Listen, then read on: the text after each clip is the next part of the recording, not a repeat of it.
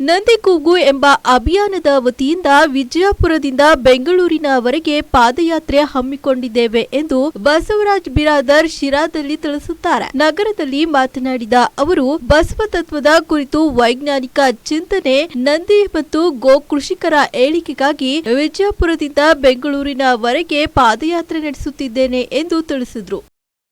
ರೂಪಾಯಿ ಪ್ರೋತ್ಸಾಹಧನ ಕೊಡಬೇಕು ಅಂತೇಳಿ ಈಗಾಗಲೇ ಪ್ರಯತ್ನವನ್ನು ಮಾಡ್ತಾ ಇದ್ದೀವಿ. ಇದರ ಜೊತೆಯಲ್ಲಿ ಅಂತಾರಾಷ್ಟ್ರೀಯ ಮಟ್ಟದ ವಿಜ್ಞಾನಿಗಳು ಕೂಡ ಇದ್ದಾರೆ. ಅವರು ಕೂಡ ಒಂದು ರಾಜ್ಯ ಮಟ್ಟದಲ್ಲಿ ಪ್ರಯತ್ನವನ್ನು ಮಾಡ್ತಾ ಇದ್ದಾರೆ. ಇದಕ್ಕೆ ಮೂಲ ಕಾರಣ, ಇದು ಹಿಂದುಳಿಯೋಕ್ಕೆ ಮೂಲ ಕಾರಣ ಅಂತಂದರೆ ಈ ಒಂದು ಪ್ರಜ್ಞೆ ಇಲ್ಲದೆ ಇರುವಂಥ ಕಾರಣಕ್ಕಾಗಿ. ಅಂದರೆ ಜೋಡೆತ್ತು ಉಳಿದ್ರೆ ಏನೆಲ್ಲ ಒಂದು ಪ್ರಕೃತಿ ಉಳಿತದೆ ಅನ್ನುವಂಥದ್ದು, ಅದರ ಒಂದು ಪ್ರಜ್ಞೆಯ ಕೊರತೆಯಿಂದಾಗಿ ಏನಾಗ್ತಾ ಇದೆ, ಇದು ಹಿಂದುಳಿತಾ ಇದೆ. ಈಗ ಜೋಡೆತ್ತಿನ ಕೃಷಿಕರಿಗೆ ಅದನ್ನು ಕಟ್ಟಿ ಬೆಳೆಸೋಕೆ, ಪೋಷಣೆ ಮಾಡೋಕ್ಕೆ, ಅಂದರೆ 365 ದಿವಸನೂ ಕೂಡ ಅದನ್ನು ಪೋಷಣೆ ಮಾಡಬೇಕು. ಅದಕ್ಕೆ ತಕ್ಕದಾದಂಥ ಒಂದು ಆದಾಯ ಅವ್ರಿಗೆ ದೊರದೇ ಇರುವಂಥ ಕಾರಣಕ್ಕಾಗಿ ಅವ್ರು ಮಾರಾಟ ಮಾಡ್ತಾ ಇದ್ದಾರೆ.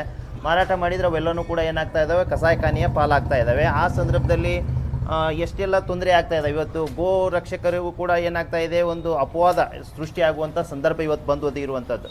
ಅದಕ್ಕೆ ಮೂಲ ಕಾರಣ ಅಂತಂದರೆ ಅವ್ರು ಏನು ಮಾಡ್ತಾರೆ, ರೈತರು ವಿಚಾರ ಮಾಡ್ತಾ ಇದ್ದಾರೆ ಅಂತಂದರೆ ನಾವು ಕೊಡ್ತಾ ಇದ್ದೀವಿ, ಅಲ್ಲಿ ಹಿಡಿತಾ ಇದ್ದಾರೆ, ಈ ರೀತಿ ಎಲ್ಲನೂ ಪ್ರಶ್ನೆಗಳು ಬರ್ತಾ ಇದ್ದಾವೆ. ಹಾಗಿದ್ರೆ ಇಲ್ಲಿ ಮೂಲ ಎಲ್ಲಿದೆ ಅಂತಂದರೆ, ಜೋಡೆತ್ತಿನ ಕೃಷಿಕರ ಮನೆಯಲ್ಲಿ ನಂದಿ ಅಥವಾ ಜೋಡೆತ್ತುಗಳು ಉಳಿದು ಅಂತಂದರೆ, ಆ ವ್ಯವಸ್ಥೆ ನಿರ್ಮಾಣ ಆಯಿತು ಅಂತಂದರೆ ಅದ್ರ ಜೊತೆಯಲ್ಲಿ ಗೋವು ಕೂಡ ತಾನಾಗೆ ಉಳಿತದೆ ಅನ್ನುವಂಥದ್ದು. ಇದೇ ಕಾರಣಕ್ಕಾಗಿ ಇದು ವೈಜ್ಞಾನಿಕ ವಿಚಾರ ಇರುವಂಥದ್ದು. ಜಗತ್ತಿನ ಎಲ್ಲ ಶಿವಾಲಯಗಳ ಶಿವಲಿಂಗದ ಮುಂದೆ ನಾವು ನಂದಿಯನ್ನು ನೋಡ್ತೀವಿ ಅನ್ನುವಂಥದ್ದು. ಯಾಕೆ ಇಟ್ಟಿದ್ದಾರೆ ನಂದಿ ಅಂದರೆ, ಮೂಲ ಉದ್ದೇಶ ಏನು ಅಂತಂದರೆ, ಆ ನಂದಿಯನ್ನು ನಾವು ಹಿಂದುಳಿಸಿ ಹೋದರೆ ನಾಗರಿಕತೆಗೆ ಭವಿಷ್ಯ ಇಲ್ಲ ಅಂತ. ನಂದಿಯನ್ನು ಹಿಂದುಳಿಸಿ ನಾವು ಮುಂದೆ ಹೋದರೆ ಖಂಡಿತವಾಗಿಯೂ ನಾಗರಿಕತೆಗೆ ಭವಿಷ್ಯ ಇಲ್ಲ ಅಂತ. ಹಾಗಾಗಿ ಇವತ್ತು ಕಳೆದ 20 ವರ್ಷಗಳಲ್ಲಿ 80% ನಂದಿ ಸಂಪತ್ತು ಈಗಾಗಲೇ ನಾಶ ಆಗಿರೋದು. ಹಾಗಾಗಿ ಅಷ್ಟು ಪ್ರಮಾಣದಲ್ಲಿ ಈ ಬಸವ ತತ್ವ ಅಥವಾ ಆ ಬಸವ ಸಂಸ್ಕೃತಿ ಅನ್ನುವಂಥದ್ದು ಈ ಒಂದು ರಾಜ್ಯದಲ್ಲಿ ಆಗಿರ್ಬೋದು, ದೇಶದಲ್ಲಿ ನಶಿಸಿ ಹೋಗಿದೆ ಅಂತೇಳಿ ನಾವು ಹೇಳ್ಬೋದು. ಈಗ ರಾಜ್ಯ ಮಟ್ಟದಲ್ಲಿ ಒಂದು ಬಸವ ಸಂಸ್ಕೃತಿ ಉತ್ಸವ ಅನ್ನುವಂಥದ್ದು ಅಂದರೆ ಅಭಿಯಾನ ಪ್ರಾರಂಭ ಆಗಿದೆ, 1 ತಿಂಗಳು.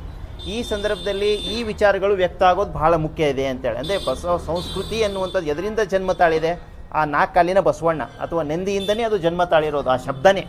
ಹಾಗಿದ್ದರೆ ಅದರಲ್ಲಿ ಆ ಒಂದು ವಿಷಯಕ್ಕೆ ಆದ್ಯತೆಯೇ ಇನ್ನೂ ನೀಡಿಲ್ಲ.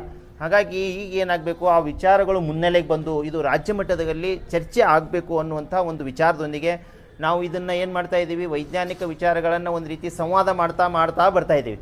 ಅಂದರೆ ಈ ಗೋ ಸಂಪತ್ತನ್ನು ಉಳಿಸಿ ಬೆಳೆಸೋದರಲ್ಲಿ ಅಥವಾ ಅದರ ರಕ್ಷಣೆ ಮಾಡೋದರಲ್ಲಿ ಒಬ್ಬರು ಪ್ರಮುಖರು ಇವತ್ತು ಸಿರಾದಲ್ಲಿ ನಮಗೆ ಬಂದ ಕೂಡಲೇ ಅಷ್ಟೇ ಆತ್ಮೀಯವಾಗಿ ಭಕ್ತಿಯಿಂದ ನಮ್ಮನ್ನು ಬರಮಾಡಿಕೊಂಡು ಮುಂದಿನ ವ್ಯವಸ್ಥೆಯನ್ನು ಕೂಡ ಮಾಡ್ತಾ ಇದ್ದಾರೆ. ಇಂಥವ್ರು ಎಷ್ಟೋ ಜನಗಳಿದ್ದಾರೆ ಅಂತಂದರೆ, ಅಷ್ಟು ಭಕ್ತಿ ಪ್ರೀತಿ ಇರುವಂಥವ್ರು.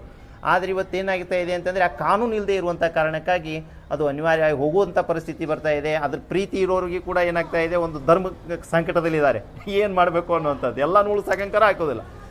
ಹಾಗಾಗಿ ಇಲ್ಲಿ ಎಲ್ಲರೂ ಒಗ್ಗೂಡಿ ಈ ಒಂದು ಕಾನೂನು ಯೋಜನೆಯನ್ನು ತರೋಕ್ಕೆ ಪ್ರಯತ್ನ ಮಾಡೋಣ ಅನ್ನುವಂಥ ಒಂದು ವಿಚಾರವನ್ನು ತಿಳಿಸೋಕ್ಕೆ ನಾವು ಹೋಗ್ತಾ ಇದ್ದೀವಿ.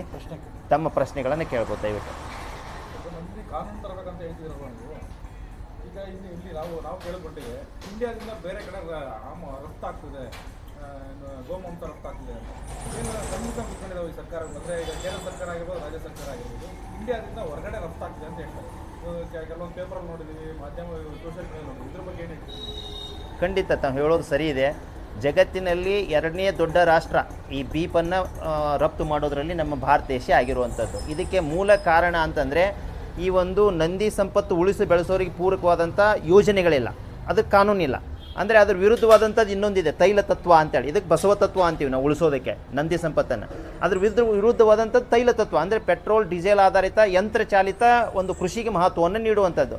ಇವತ್ತು ನಾವು ಟ್ಯಾಕ್ಟ್ರಿ ಬೇಕು ಅಂತಂದರೆ ನಾಳೆನೇ ಏನಾಗುತ್ತೆ, ನಮ್ಮ ಮನೆ ಬಂದು ನಿಲ್ಲುತ್ತೆ, ಅದಕ್ಕೆ ಸಬ್ಸಿಡಿ ಸಿಗುತ್ತೆ, ಸಾಲ ಸಿಗುತ್ತೆ, ಮತ್ತು ಅದೆಲ್ಲ ಏನು ಸಲಕರಣೆಗಳು ಬೇಕು ಅದಕ್ಕೂ ಕೂಡ ಸ್ವಲ್ಪ ಏನಿದ್ದಾವೆ, ಸಬ್ಸಿಡಿಗಳಿದ್ದಾವೆ. ಹೀಗಾಗಿ ಏನಾಗ್ತಾ ಇದೆ, ಎಲ್ಲರೂ ಇದನ್ನು ಮಾರಾಟ ಮಾಡ್ತಾ ಇದ್ದಾರೆ, ಈ ಎತ್ತುಗಳಾಗಿರ್ಬೋದು, ಗೋವುಗಳನ್ನು. ಅದ್ರ ಬದಲು ಏನು ಮಾಡ್ತಾ ಇದ್ದಾರೆ, ಟ್ಯಾಕ್ಟ್ರಿನ ತರ್ತಾ ಇದ್ದಾರೆ. ಯಾಕಂದರೆ ಸರಳವಾಗಿ ದೊರೆಯುವಂಥ ವ್ಯವಸ್ಥೆಯನ್ನು ನಾವೇ ಮಾಡ್ಕೊಂಡಿರುವಂಥದ್ದು. ಹಾಗಾಗಿ ಏನಾಗ್ತಾ ಇದೆ, ಇದು ನಂದಿ ಸಂಪತ್ತು ಅದು ಕಸಾಯಿಖಾನೆಗೆ ಹೋಗಿ ಇವತ್ತು ರಾಷ್ಟ್ರನೇ ಏನಾಗ್ತಾ ಇದೆ, ಜಗತ್ತಿನಲ್ಲಿ 2ನೇ ದೊಡ್ಡದಾದಂಥ ರಾಷ್ಟ್ರ ಆಗಿದೆ ಈ ಮಾಂಸ ಉತ್ಪಾದನೆ ಮಾಡಿ ಬೇರೆ ರಾಷ್ಟ್ರಕ್ಕೆ ಕಳಿಸೋದ್ರಲ್ಲಿ. ಹಾಗಾಗಿ ಇಲ್ಲಿ ಮೂಲ ಅಂತಂದರೆ, ನಾವು ಇಲ್ಲಿ ದೂಷಣೆ ಮಾಡೋದು ಪರಿಹಾರ ಅಲ್ಲ ಅನ್ನುವಂಥದ್ದು.